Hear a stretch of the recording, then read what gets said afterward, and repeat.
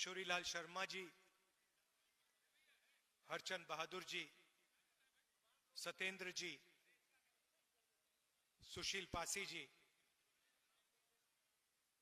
Ajay Pal ji, Ashok Singh ji, Surendra Vikram Singh ji, Atul Singh ji, Rajesh Yadav ji, doctor Manish ji, stage पे वरिष्ठ नेता, हमारे प्यारे कार्यकर्ता भाइयों और बहनों, प्रेस के हमारे मित्रों, आप सबका यहां बहुत बहुत स्वागत, नमस्कार।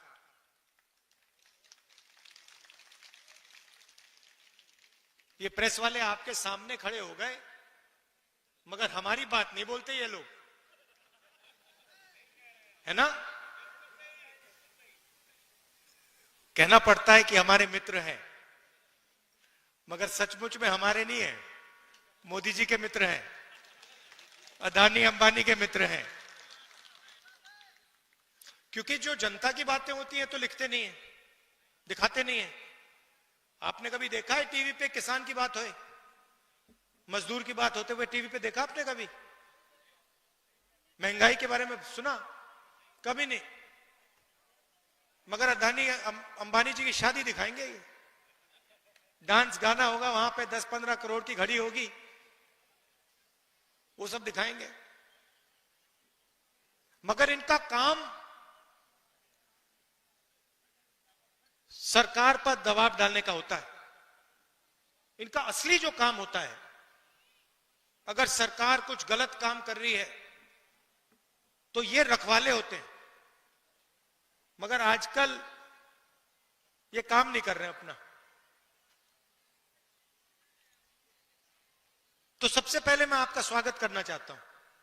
आप यहां आए, हमारी बात सुनने आए, दिल से आपका धन्यवाद करना चाहता हूं। 1857 की जो क्रांति थी, उसमें राणा बेनी माधव जी का जो रोल था और बीरा पासी जी का जो रोल था, उसको आज हम याद करते हैं। उनकी मूर्ति का उद्घाटन किया। और अभी मैं कह रहा था, जिन्होंने मूर्ति बनाई कहां है? लखनऊ से आए हैं। मैंने कहा कि बहुत सुंदर मूर्ति आपने बनाई है, तो आपका भी हम रायबरेली आपका धन्यवाद करता है।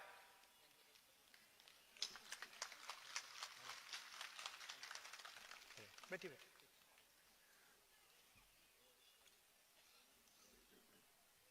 तो ये जो क्रांतिकारी काम किए थे,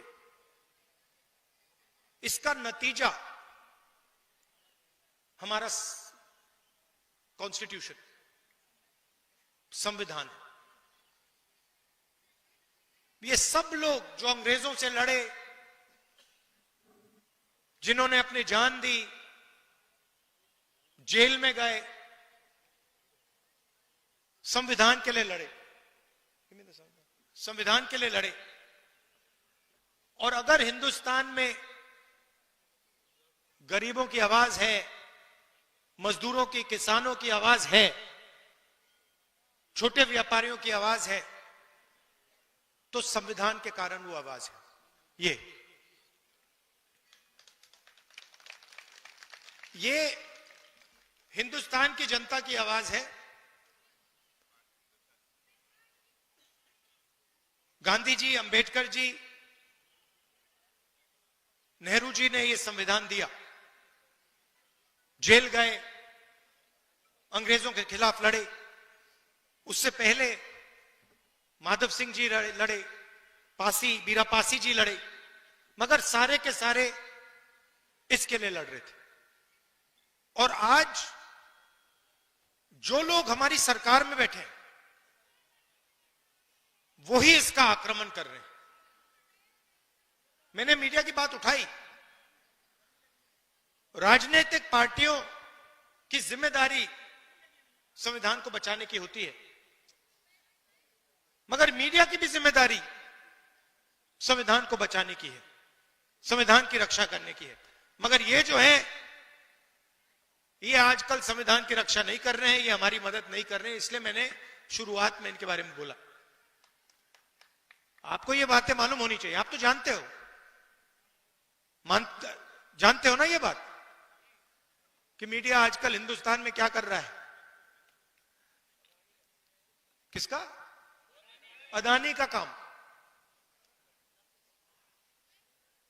देश बिक रहा है, एयरपोर्ट्स, पोर्ट्स, इंफ्रास्ट्रक्चर, कोल, रेलवे, सारा का सारा बिक रहा है।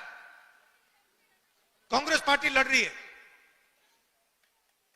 मैं लोकसभा में लड़ रहा हूं, सड़कों पे लड़ रहा हूं, कांग्रेस पार्टी लड़ रही है, मगर मीडिया वाले हमारी मदद नहीं कर रहे हैं। कोई प्रॉब्लम नहीं है, हम लड़के जीत के दिखाएंगे आपको। देखिए, दो तीन चीजें आपसे मैं कहना चाहता हूं, दो तीन चीजें मैं आपसे कहना चाहता हूं। कन्याकुमारी से कश्मीर तक कांग्रेस पार्टी के लाखों लोग चले। यात्रा में हमने एक नारा दिया, नफरत के बाजार में मोहब्बत की दुकान खोलनी है।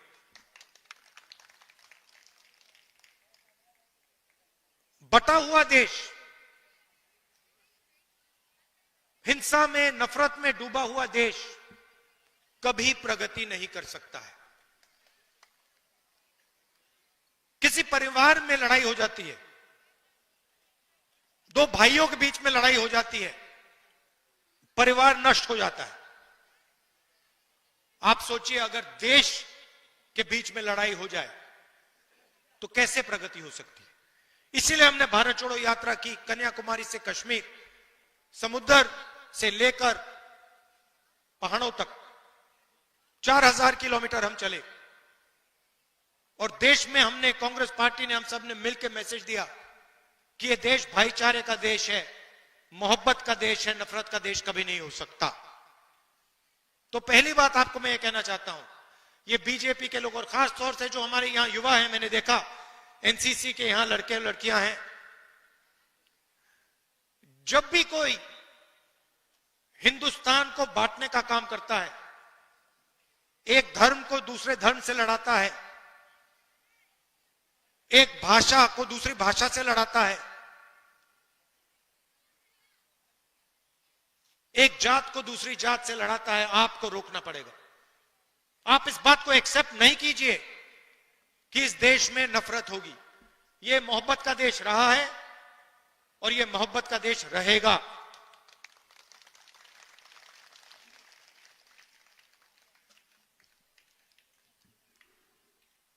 दूसरी बात, देश के सामने दो सबसे बड़े मुद्दे हैं। सबसे बड़ा मुद्दा बेरोजगारी। आज मैं युवाओं से बात कर रहा था, मैंने उनसे बोला, ऐसे टेंट में बात हो रही थी, मैंने उनसे पूछा, देखो, मैंने उनसे पूछा, देखिए आप लोग सब पढ़ाई कर रहे हो, आप डिग्री ले रहे हो, ठीक है, आपको डिग्री मिल गई, हाथ उठा के मुझे दिखाओ, आप में से कितने लोग सोचते हो कि आपको डिग्री के बाद रोजगार मिलेगा। 100 बच्चे थे। आपको मालूम है कितने युवाओं ने हाथ उठाया? एक ने। 100 में से एक लड़के ने हाथ उठाया, बाकी ने हाथ नहीं उठाया। 100 में से सिर्फ एक युवा सोचता है कि उसको रोजगार मिलेगा। और जब मैंने उससे पूछा तो उसने कहा, मैं कहीं ना कहीं रोजगार ढूंढ के निकालूंगा। मगर 99% युवाओं ने बात एक्सेप्ट की कि आज के उत्तर प्रदेश में, आज के हिंदुस्तान में उनको रोजगार नहीं मिलेगा। दूसरा मुद्दा महंगाई। 2 हिंदुस्तान बन रहे हैं, एक अरबपतियों का, 20 लोग हैं, अदानी, अंबानी, लाखों करोड़ रुपए जो भी उनको चाहिए उनको मिल जाता है। कोरोना के समय 1 लाख करोड़ रुपए का बैंक लोन माफ हुआ उनका, 16 लाख करोड़ रुपए उनके बैंक लोन माफ हुए हैं। और दूसरा हिंदुस्तान, आपका हिंदुस्तान, हमारा हिंदुस्तान, मेहनत का हिंदुस्तान, मजदूरों का, किसानों का, बेरोजगार युवाओं का हिंदुस्तान। हमें ये दो हिंदुस्तान नहीं चाहिए, एक हिंदुस्तान होना चाहिए। अगर वो सपना देख सकते हैं तो आपको भी सपना देखना चाहिए। ये नहीं कि अंबानी का बेटा, अदानी का बेटा जो भी सपना देखना चाहता है देखता है, और किसान का बेटा प्राइवेट यूनिवर्सिटी में मेहनत करने के बाद, लाखों रुपए देने के बाद रोजगार नहीं पा सकता। ऐसा हिंदुस्तान हमें नहीं चाहिए। यहां हम कैसे पहुंचे? नरेंद्र मोदी जी ने नोटबंदी करके, गलत जीएसटी लागू करके छोटे व्यापारियों को, स्मॉल मीडियम बिजनेस वालों को खत्म कर दिया है। यह पॉलिसी सिर्फ नरेंद्र मोदी जी की नहीं थी, यह पार्टनरशिप है। नरेंद्र मोदी जी ने और अदानी, अंबानी जैसे लोगों ने ये पॉलिसियां छोटे व्यापारियों को, किसानों को, मजदूरों को खत्म करने के लिए बनाई है। और नतीजा आपको दिख रहा है।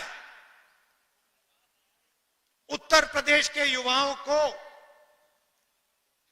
रोजगार नहीं मिल सकता। अगर आपको रोजगार चाहिए,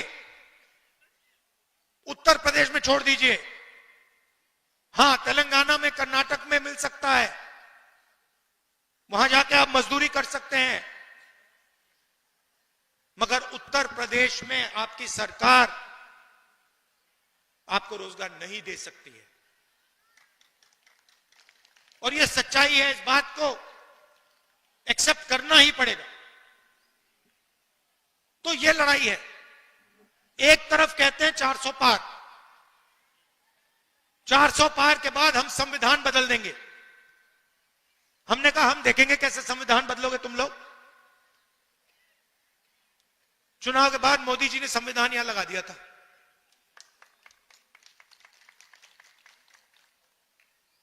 और महाराष्ट्र में चुनाव हुआ। आप परिवार के लोग हो तो बताना चाहता हूं आपको, तकरीबन लोकसभा और विधानसभा के बीच में तकरीबन 70 लाख नए वोटर आ गए। 70 लाख नए वोटर जिन्होंने लोकसभा में वोट नहीं दिया। हिमाचल प्रदेश की आबादी, नए वोटर आ गए लोकसभा में, विधानसभा में, जादू से आए। हमने इलेक्शन कमीशन से पूछा, भैया ये समझाओ, ये 70 लाख लोग कहां से आए और हमें वोटर लिस्ट दो। इलेक्शन कमीशन ने आज तक जवाब नहीं दिया। मैंने पार्लियामेंट में बोला, पब्लिक मीटिंग में बोल रहा हूं कि हमें आंकड़े चाहिए। ये 70 लाख नए वोटर जो आए हैं, जिन्होंने लोकसभा में वोट नहीं दिया, विधानसभा में जादू से वोट मिल गया, हम चेक करना चाहते हैं ये लोग कौन है, हमें वोटर लिस्ट दीजिए। वोटर लिस्ट नहीं देनी। तो बात आप समझ गए हो हिंदुस्तान में आजकल हो क्या रहा है। ये राजनीति चल रही है, मगर हम किसी से डरते नहीं है। कांग्रेस पार्टी विचारधारा की पार्टी है और हमारे सब जो कार्यकर्ता हैं, आप लोग बब्बर शेर, आपके खून के अंदर हमारी विचारधारा है। आपके खून के अंदर हमारी विचारधारा है और आप इस विचारधारा को लेकर कांग्रेस पार्टी के लिए, संविधान के लिए और देश के लिए लड़ते हो, रोज लड़ते हो। इसके लिए मैं आपको दिल से धन्यवाद करना चाहता हूं। आपने लोकसभा के चुनाव में मेरा पूरा समर्थन किया, उसके लिए मैं आपको, रायबरेली की जनता को और आप सबको दिल से धन्यवाद करना चाहता हूं। और जो भी आपके मुद्दे हैं, जहां भी मेरी जरूरत हो, चाहे रायबरेली में, लोकसभा में, बाकी प्रदेशों में मैं हाजिर हूं। जो भी आप मुझसे काम करवाना चाहते हो आप बताओ, मैं करने को तैयार हूं। और आखिरी बात, रायबरेली एक ऐसी कंस्टिट्यूएंसी है शायद पूरे हिंदुस्तान में जिसके 2 सांसद हैं, एक मैं हूं और एक प्रियंका है। तो कभी कभी उसको भी यहां बुला लिया करो। वो मुझे वायनाड बुलाती है, मैं जाता हूं। रायबरेली के भी वो सांसद हैं, उसको भी यहां बुलाया करो आप। बिल्कुल। और आप सबको बहुत बहुत धन्यवाद। और मेरा प्यार राजनीतिक रिश्ता नहीं है, पारिवारिक रिश्ता है हमारा। दिल से आपका धन्यवाद करता हूं। नमस्कार, जय Hind. If you like this video ಬೇಗ ಲೈಕ್ ಮಾಡಿ, ಕಾಮೆಂಟ್ ಮಾಡಿ, ಶೇರ್ ಮಾಡಿ ಹಾಗೂ ಯೋಯೋ ಟಿವಿ ಕನ್ನಡವನ್ನು ಸಬ್ಸ್ಕ್ರೈಬ್ ಮಾಡಿ.